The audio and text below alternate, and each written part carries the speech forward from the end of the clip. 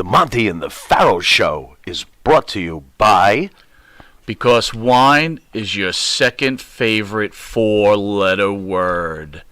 California wine, New York attitude. Good fucking wine. Yeah. That drama that's happening, So you got to stay focused. You got to find a dark place, and then sometimes going to the dark can help. You know what I mean? Just shield yourself in, because once the light turns on, man, it's over. It's over. And they turned that light on him too. All they got to do is get that some more werewolf one light, and it was over. Yeah. And they did. He did. One thing we didn't cover last time you were here, the Islanders. I love the Islanders. Right? you Haku, right? Yes.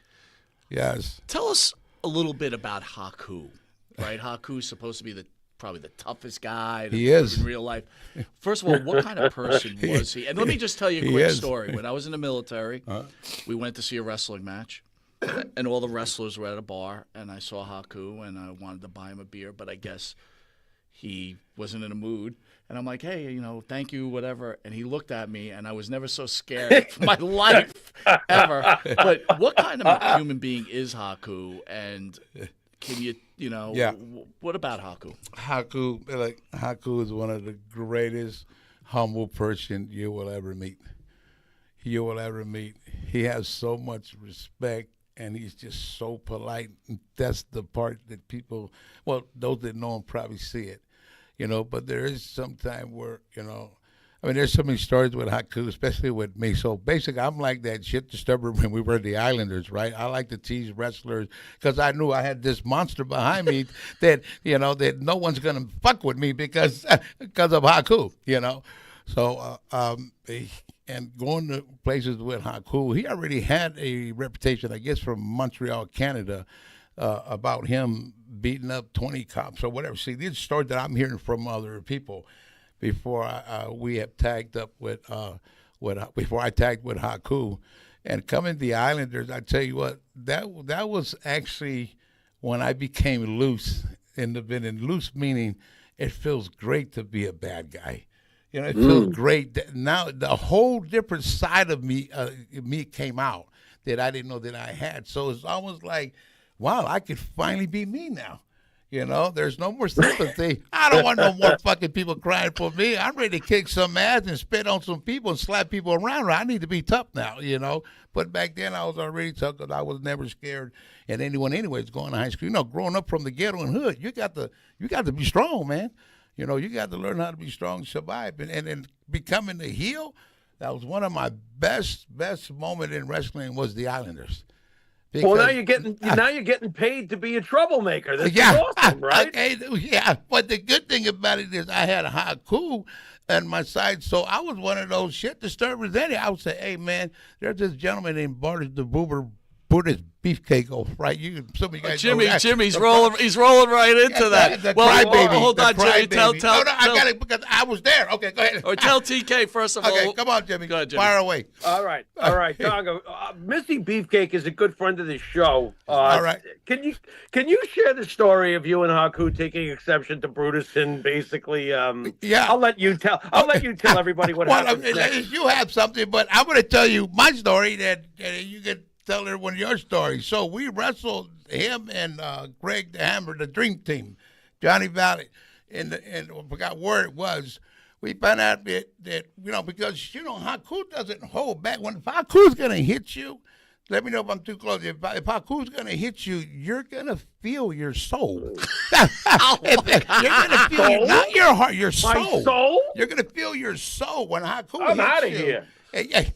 You hear Haku chop you. If you're dead, he'll wake you up with that chop. Trust me. He hits you so hard that these wrestlers, their body, they're already waxed and they got a tan. So they take. Man, we were tearing these guys up. Well, I mean, really, Haku was really laying them in. That's another thing that made us who we are because we try to make it look, you know what I mean? Cause you got to have that little fire into it. But anyway. We started fighting tag with Beefcake. And we come to find out after the wrestling match that he went and complained in the back that the Islanders were hitting his chest too hard. So underneath the nipple, so his nipples, right? You ever seen it? You see how their body, they really take care of their body, but their work is the shits. So, so we didn't have a body, but we would kick ass. That's what they have showed me and Haku. So that's when the word came, and then we found out he was complaining. And I guess it went from him to Hogan to Vince or something. And then Haku found out the baby's restroom, the heel. Haku, we found out, or I forgot who said something, and he said, yeah, Beefcake's complaining he didn't want to work with the Islander anymore because we were stiff. It was hurting him. I said, well, then he shouldn't be in the goddamn wrestling business if you can't take a chop, right?